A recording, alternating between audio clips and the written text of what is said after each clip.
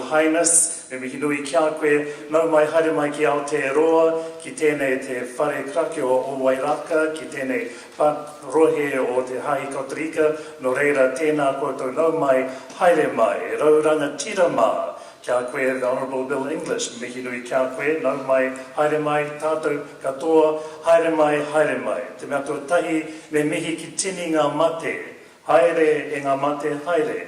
Takoto mai koutou te kainga tuturu mo tātou te tangata, no reira, me mihi nui kia koutou te whānau, whānui ki tēnei te wā, te kaupapa nei, o tere hia, e whaia tapu, ngā pāma, ngā whaia tapu, e rau arangatira mā. Nau mai, haere mai, tēnā koutou katoa. On behalf of our Catholic Bishop of Auckland, Bishop Patrick Dunn, and of our parish family here at Christ the King, Fr.Tipene, I officially welcome you all here to this third gathering for the Interfaith gathering 2013. And we welcome you all here to the sacred place, particularly the Honourable Bill English, to His Royal Highness, to our dignitaries who have gathered with us today, to the various members and leaders of our various faith traditions who have gathered here with us as well. Tēnā koutou, nau mai, haere mai. In the tradition of the Māori people, in terms of welcoming, it's a great honour to have you here gathered today as one. And when we come together as one in unity, it's also an opportunity for us to share who we are and what we are. So particularly to those of us of various faith traditions, again, welcome, nau mai, haere mai. And in honour of this occasion, I invite us now to stand, please, for our waiata, which will be our opening hymn, Let There Be Peace.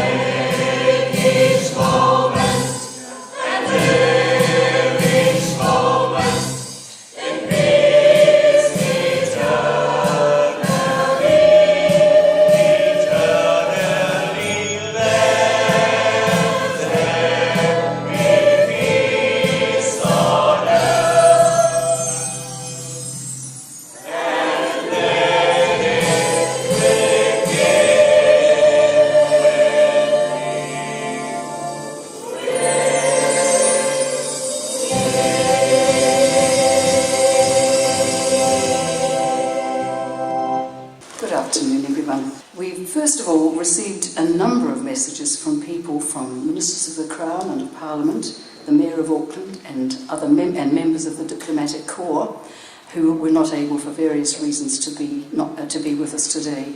But there are two brief ones that I'd like to read out to you. One came from the office of the Prime Minister, the Right Honourable John Key, who is currently overseas at the head of Commonwealth meeting in Chogam, he writes, or his secretary writes, "Thank you for your invitation of 7th October to attend an official interfaith gathering to honour Mother Teresa of Kolkata, India, and her wonderful work for the poor.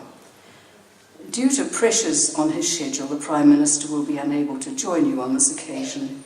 He has, however, asked that I convey his best wishes to you and all involved." And it's signed by his personal private secretary. And there's a message also from the New Zealand Government High Commissioner to the Indian government, Mrs. Jan Henderson, and she writes to Mr. Wenceslaus Anthony, who's really the power behind the organisation of this gathering. She says, "Dear Wenceslaus, David and I convey our very best wishes to you for what I know will be a wonderful interfaith gathering." So now we're going to call on a member of our Mother Teresa Interfaith Committee, Mr. Warwick Wright, who will introduce the meaning of the lighting of the lamp, which will then be lit by His Excellency Mr. Sanjay Verma, the Deputy High Commissioner from India. Thank you. Good afternoon. As a Catholic, it's a great privilege for me to describe the Hindu tradition of the lighting of the lamp. It is believed that the lighting of a lamp is for the attainment of knowledge. It also signifies renewal of friendship and spreading the brightness of light. Knowledge is a lasting inner wealth by which all outer achievement can be accomplished. The flame of the lamp always burns upwards, signifying that this knowledge takes us on to higher ideals. With this background, we light the lamp for the 4th Interfaith meeting, and we pray that we will be enriched by the knowledge of love and peace in the honour of Blessed Mother Teresa. We pray that we may all aspire to these higher ideals. Thank you.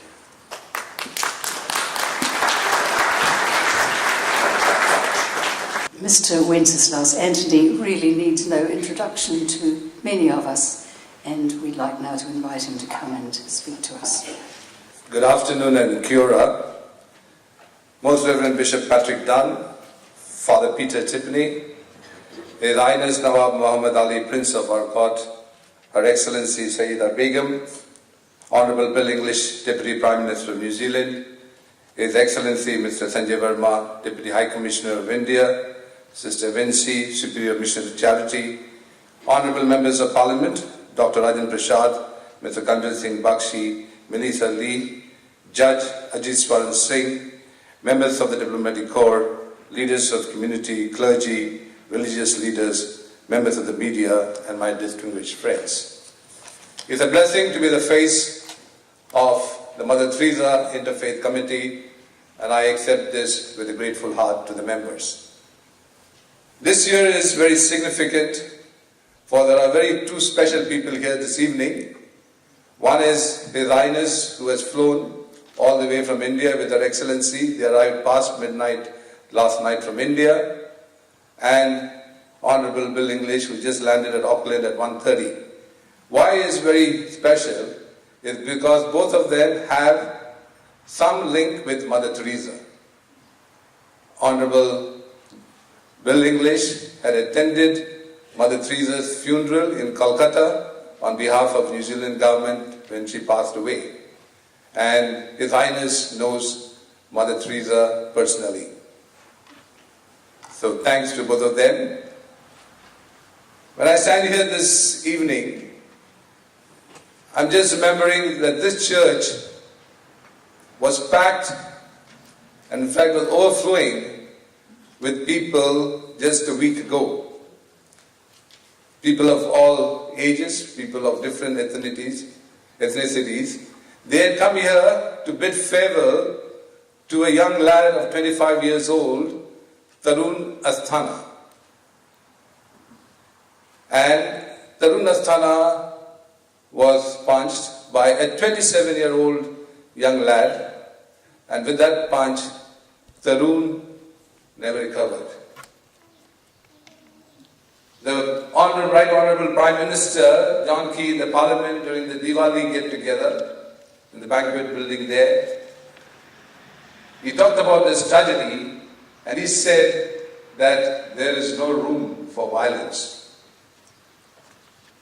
Yes, there is no room for violence, but how do we lessen violence?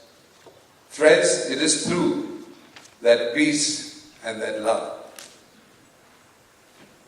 In this very church, a week ago, Fr.Tipene said that the family of the Tarun Asthana had forgiven that young lad of 27 years old who had punched unconditionally.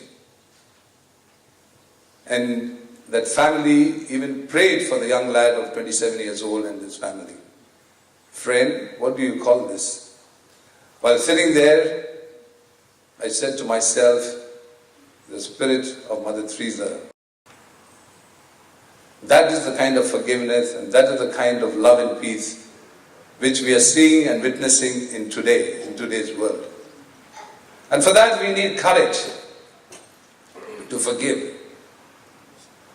And that courage can only come from the inner strength. Mother Teresa was asked, Mother, you only talk about and work for peace. She said, do you work to lessen war? And Mother said, when you work for peace, you lessen war. Friends, that's what this movement of Mother Teresa's Interfaith is. That we want to build this movement here in the city of Auckland and all over New Zealand to build that movement of peace and love so that there is no violence, beginning at home, beginning in our communities, in our churches, in our synagogues, in our temples, in our mosques. Mother Teresa is the force that brings us all together. Mother Teresa was asked, Mother, what will happen when you have gone? And before the question could be completed, she said laughingly, let me go first. But then she continued saying that God has chosen me and His work will continue. He will find someone. And the words are so prophetic that the work of Mother Teresa is still continuing all over the world, including New Zealand and movements like this. So we have to carry on that work of Mother Teresa. And that's what the interfaith movement of Mother Teresa is endeavoring for. Mother Teresa is not alive today, but the Spirit is here today. And she's smiling to see that this particular gathering is devoid of any political affiliation, any groups, but people of all cross-sections of society are here today to promote that love and that peace. The Mother Teresa's Interfaith Committee are here to serve, but you are the instrument to build that movement. Friends, let's not spoil God's work. Mother is whispering to each one of us, continue the work of working for the poorest of the poor. Finally, I conclude with a quote of Mother Teresa, and she says, it's a kingly act to assist the fallen. You and us all together, she has called us to be kings and queens to the royal family. And to that royal family that we belong as kings and queens, to assist the fallen, the poorest of the poor. Physically, emotionally, spiritually, financially. And that's what Mother Teresa is calling all of us. So while we are kings and queens, friends, we now listen to the Prince, to what he has to say. Thank you and God bless.